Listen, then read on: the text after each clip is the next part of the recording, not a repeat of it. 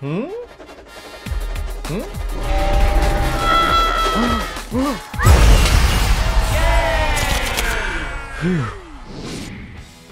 Hey everybody, Eric here from Not Literally Productions. Today we are gonna light some shit on fire.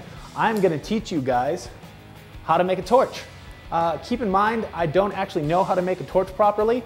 I am not a certified fire instructor and I don't really have any qualifications whatsoever, so don't do anything I'm about to show you how to do.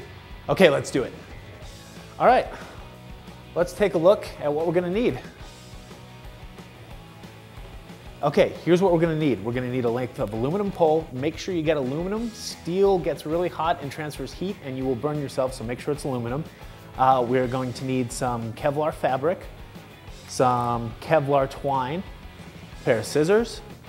We're gonna need a hacksaw, a couple screws, a small drill bit, and a drill and a screwdriver. Now, if you have self-tapping screws, you can cut the drill and the drill bit out and just get a regular handheld screwdriver. All right, first thing that we're gonna need is our piece of aluminum piping. Make sure that you get aluminum and not steel because steel will transfer heat and it will get very hot. Aluminum doesn't do that, so it's great for torches. You won't even need your hacksaw unless you're gonna cut this. I'm gonna cut it because we are gonna make 2 torches today. So let's go ahead and do that.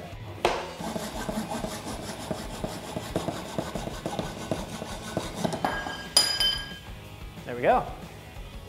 All right, next step is to take your piece of Kevlar and we're just gonna cut a piece about that long, maybe 2 feet, and just use your scissors for that.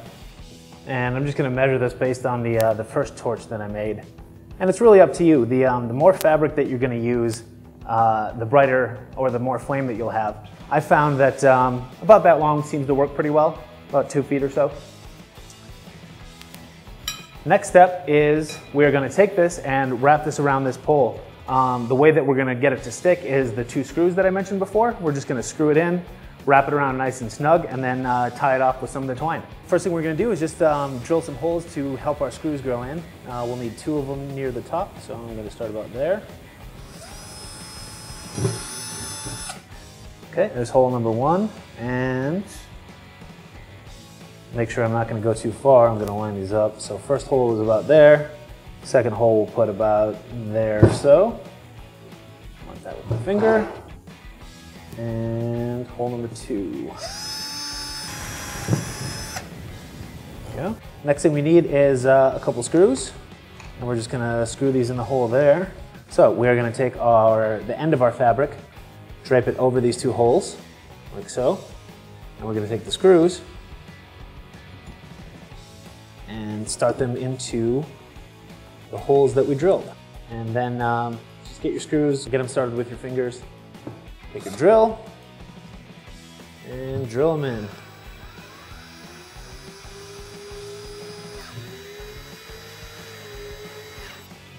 There we go.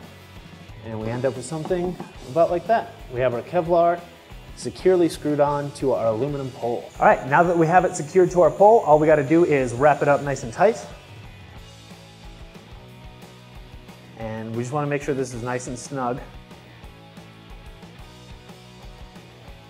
Just roll it up like so. Then we're just gonna take a little bit of this Kevlar twine and tie it around. So just cut it to, you know, whatever thing looks good for you. I'm gonna go there, like that. And tie this nice and snug. Like so.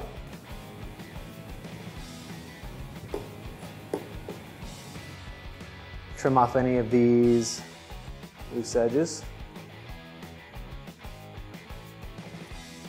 Like so. And there we have it.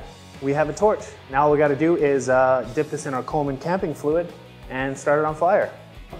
Let's test them out. Last thing we need to do is find yourself a container and cut the top off, at least large enough that you can fit your torch into, and take some of your Coleman camping fluid. I found the Coleman camping fluid at Walmart. I used this because it was highly recommended online for stuff like torches and fire spinning.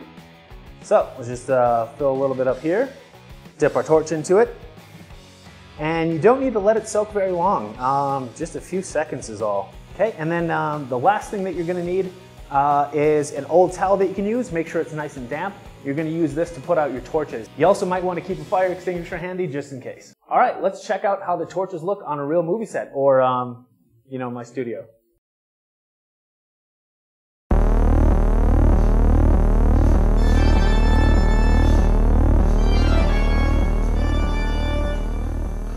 I think that should do it. We got our torches working. If you guys have any questions on them, just post them in the comments below, and hopefully we can do some more tutorials for you in the future. Stay safe and have fun with your movies. See you guys later.